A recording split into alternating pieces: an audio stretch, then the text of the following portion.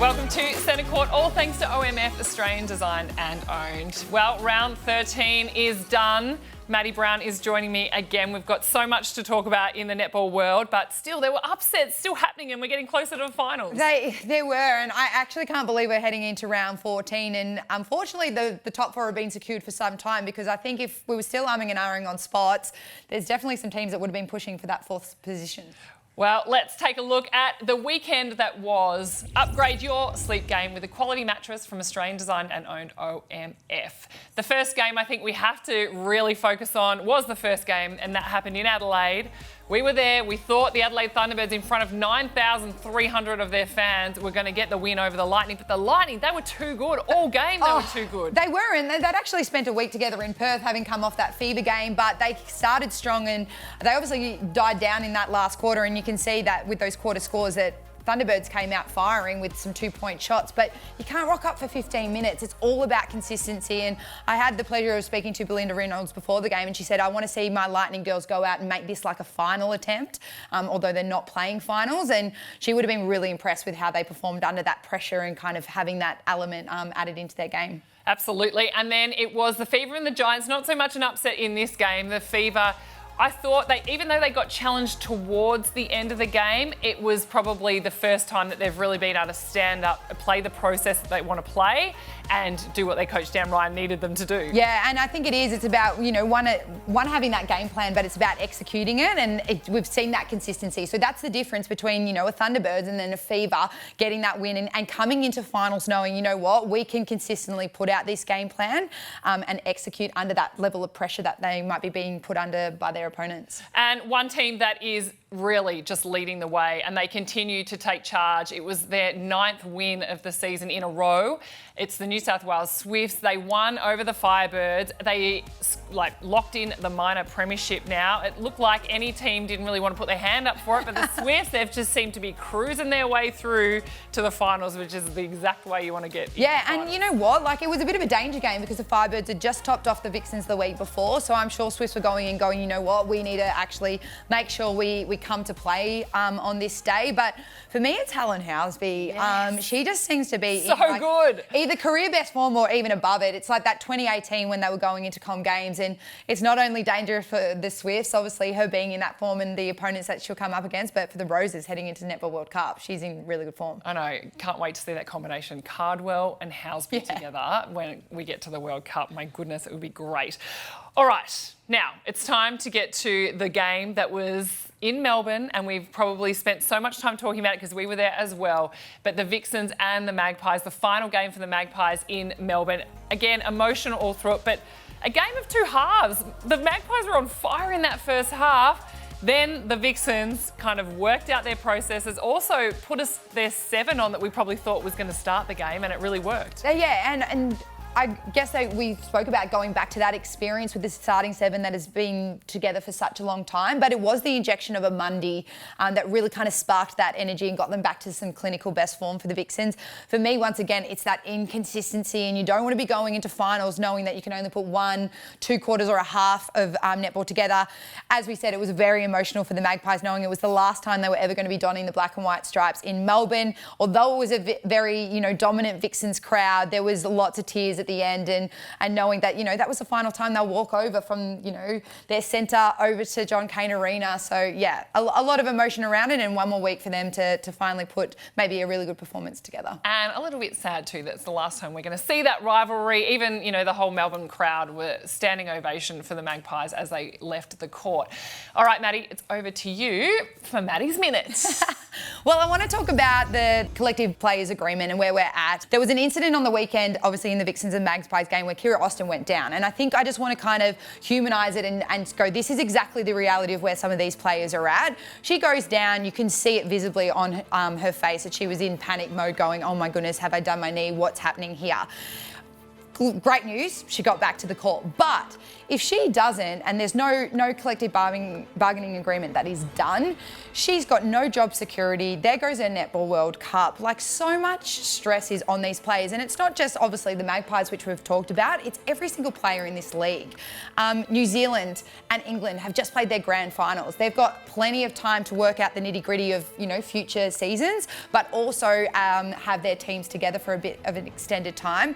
My biggest fear is just not having a set date or not knowing when this is going to be absolutely finalised, and that Diamonds are going to be going away to Netball World Cup and you're going to be playing 8 games in a very short period of time, and you're putting your body on the line with no security of a job, and it's just really hard. And I think when we paint that picture, so hard for these players to be going away and knowing, I don't even know where my money's coming next year. Well, really well said, because also I guess we've focused so much on the Magpies players and, what their futures look like, not even having the club. But it's really every player across the league, they don't know. And you would want to trust so much that if you did get injured, that your club would continue to look after you, but they don't have to. If anything happened, they don't have to.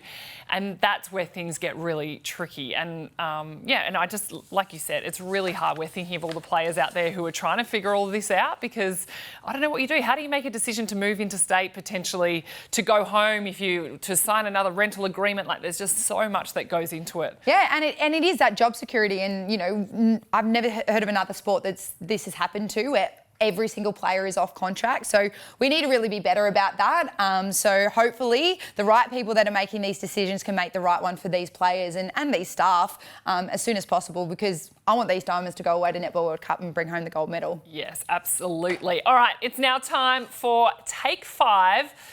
And this time I believe I'm in the hot seat. Well, Bianca, can Thunderbirds win the premiership? I mean, we've watched them closely over the last few weeks and they were sitting very hot early in the season, but, time's right now. Where do you see them sitting? Look, after seeing them play on the weekend, I'm not very confident at all that they can get there and even get into that grand final. I think Swifts and Fever look like they are really, especially Swifts, taking that next step ahead of everybody else.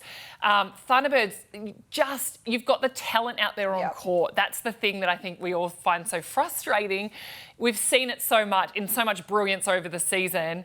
Just can try and find it wherever you can to bring it, because they've got the talent and we know that they can do it. So I think when we see them come into that first final, if they do play the Vixens, that's a good matchup for them to really see if they can bring out their best. Because, I think it's going to be tough for them now, especially because they won't even go into the game with confidence after back-to-back losses now. So I'm not thinking that they can win the premiership after that long-winded answer to that question. Well, I mean, on the flip side, a positive for netball is still very much alive. And, how good were the crowds on the weekend? Do we have all this negative chat about netball all the time, don't we? And one thing that you looked on the weekend, I was so amazed and proud of all the crowds. We are dominating in that space.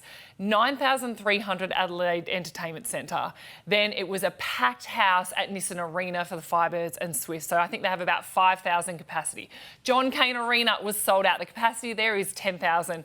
Fever, that was even bigger. They had 11,000 there. That is huge numbers. Netball must be pretty happy, and all the Suncorp Super Netball and Netball Australia for the turnout. So well done to all the fans for going to the games. And you know what? The games are only going to get better from here as we get closer and into the finals as well. So I think that was awesome. And I'm hearing too the grand final tickets are pretty much sold out as well. So that's amazing. And not knowing who's even playing. So awesome to know that netball is still very much alive. Let's go to Diamond selection. We hear that maybe an announcement might be obviously the Netball World Cup squad of 15 this week. But talk us through what you're thinking as a player when these calls are coming, and talk about it a little bit about your personal experiences as well. Well, so Mads and I, we've both been on the good side of selection. We've both been on the bad side of selection. And we thought it was important just to give everyone a bit of an insight into what it's like. And I mean, over the years and the different Aussie coaches that I had, you try different ways to have selections, as in the announcement. Sometimes you're all together in Canberra. We've been in the past where, you all sit down in a room and they literally just read it out in alphabetical order and you sit there just hoping that your name is on the list. Or they make you stand out in front and then you're literally eyeballing the people that haven't made it, or you're the person looking at the team going, wow, I'm not there. Yeah, I'm not there. And it's like this awkward, do we clap everyone that made it? And then we're sitting there after, a 5-day training camp, shattered. Or you feel terrible for the people that you're looking down upon as well if you're in the team. So that they've done it that way. They've also done it where, the coach will give you a 5-minute window on a certain day where you've got to ring and make the phone call, or they call you and then they tell you, yes, you're in, or no, you're not. And then you can obviously ask for feedback after. As well. And half the time you're in this kind of mode where you're like, oh, I don't really, I'm just absorbing what's just happened. And I don't know about you, but I've had some of those phone calls where I've been at work and I've had to sneak away to have the phone call and listen to what, whether I'm in or out, and then you don't want to tell anybody either, and you're not allowed to tell anybody. And sometimes the more positive phone calls, or the ones that you have been selected in, they're the most emotional ones, because it's like this sense of, oh my goodness, thank goodness. And even when you thought, you know what, I'm in with a really good chance here, you still were never ever going, I'm confirmed. Absolutely. And also the part is, if the phone call conversations happen, if that's how selections are happening, you don't ever get told the team, do you? No. So then it's this awkward, all your best mates who you play with, it's this really awkward trying to piece together who else has made the team without wanting to offend somebody and ring them and be like, did you make it? Did you make it? And they're like, no. And they're, obviously very angry. And that's where I find it the hardest. And then once people start to find out, we know that there's usually a 24 to 48 hour window. So the players will have to find out. Then there's an appeals process that if you don't make it, that you do have the opportunity to appeal to the Court of Arbitration if you think the selection is not right, or which I don't know any case where that has happened, but they have to allow that time. So that's why there is a bit of downtime between the team being named. And also, you can't expect players to tell their family and friends because they're elated or they're disappointed and hold on to this announcement for 2 weeks. So that's right. So that's why it won't be public until the 48-hour period is over. Yeah. But you also, as a player, you usually read that for the first time. That's your teammate. Yes. When it's announced in the media. So you don't actually get an email before being like, just letting you know these are your teammates. You read it in the paper. And because you're still in the club environment right now, you go to training with other players who have potentially made it or not made it. So you generally know, with Vixens, we generally knew, what Vixens had made it. Yep. But then also, it's an awful time for the person that didn't make it. If you're there with you at training, you've just got to kind of block it out and pretend it didn't even happen. So it is one of the most brutal things I think you can go through as an athlete. And I've only experienced it as a netballer, but I can only imagine for, any Australian athlete when they're going through this process. And especially for sports like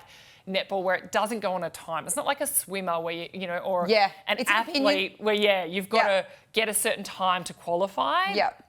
That is not what happens in netball and basketball and other team sports. There's a whole lot more that goes into it, and combinations and connections and past experiences that all comes in. And I'm just so glad, Mads, we don't have to go through that again. I know, but I am feeling for all the Diamonds squad members, and as I said, hopefully they're getting all the right support they need around them to make sure, regardless of the result, that they're in good hands and their well-being's looked after. I think too, ultimately, Stacey Marinkovic hasn't gone wrong with the team she's selected lately. So everything she's shown up for, she has won. And so I think there'll be so much. I've even, tried to have a crack at my code column, naming my team. I'm not confident in the team I've picked. We've got no idea ultimately what the big plan is from the Aussie selectors and the Diamonds coach. So I feel like whatever the team is, whoever is selected, whoever's lucky to be successful, we just have to back in Stacey Marinkovic and say, you know what? She's picked the team that she needs to go to World Cup and win it, and we just have to, you know what? Let her prove us right that she's picked the right teams. Yeah. Well, let's go on to a different topic. We've had First Nations rounds, we've had inclusion rounds, we've had the local derbies, obviously within the states. But on the weekend, we had the first origin between Firebirds and the Swifts. But I love that netball's getting behind these things, Bianca, but our execution isn't quite there yet, is it? Not quite yet. I mean, just look at this on your screen. State v state. Love the concept. Queensland versus New South Wales. We're watching the origins now at the moment during the week in the rugby league. But Kim Revillion, Where's she from? She's from New South Wales. So you've got a lot of Queenslanders in the team that you could have used in the photo. Ali Smith from the New South Wales Swift, she's Victorian. Yeah. That to me, that's a little bit, we've got to get all the little things right. And so I know everyone's trying hard and everyone's so busy, but just pick a Queenslander, a true Queenslander, and pick a true New South Welsh woman. Is that how we say it? Yeah. I mean, as I said, I love the idea. I love that we're having these themed games. I love that we're standing for something other and things that are bigger than our game, but it is about the execution and nailing it. And that wasn't quite it, was it? But we've got one final round. And there's some really big games that will determine, obviously, the outcome and where the finals sit. But talk us through these games, B. Okay, well, do you know what? This, to me, the number one game is the Swifts and the Thunderbirds. This is going to tell us a lot, I think, in how the finals might play out. But a lot will be determined from all of these games. And Mads, because the ladder analysing is more you thing, I'm handing this over to you because you nailed it before when you were trying to explain it to me. Can you tell me what needs to happen this weekend? Well, look, we look at the top and Swifts nailed the minor premiers. They've got it, regardless of what happens on the weekend. But Fever, they need to win to secure that second spot and obviously have the second chance. Thunderbirds and Vixens, they need to win to have a home final. So regardless of how their matches all go, we might know early on if the Swifts take it, Thunderbirds are likely to either finish maybe third or fourth. But the Vixens, they're the last game of the round. They might have it completely out of their control. But yeah, in a nutshell, Fever, second chance, fighting for a second chance, and Thunderbirds and Vixens fighting for the home final. And both of those clubs have shown that when they play at home, that's when they are most dominant. So they definitely want to obviously have that home court advantage heading into a minor semi-final. And what we also know is that you want that second chance as much as you can get it, considering all of the results that have happened, especially this second half of the season. Teams will be fighting for that. So good luck to all the teams playing this weekend. Talking about teams, we know there's a new team coming in at some stage because there has to be, and we asked you all for your suggestions of what the team names should be and where the team should come from, and there's a lot of suggestions for Tassie and also Trident, so Tassie Tridents as a name, so just think about your pitchfork. I had to look up what a trident was actually just beforehand.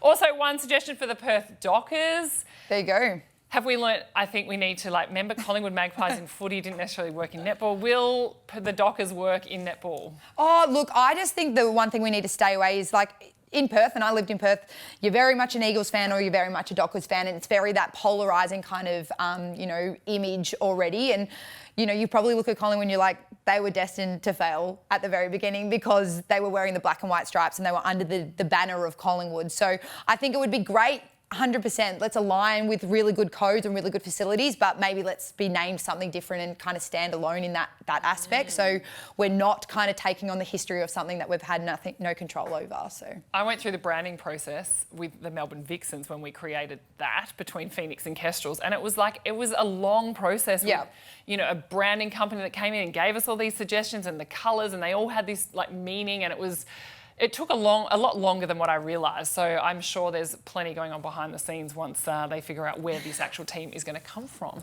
But thank you so much for your suggestions. If you do have any other suggestions, please keep throwing them at us through our socials. They are on your screen right now.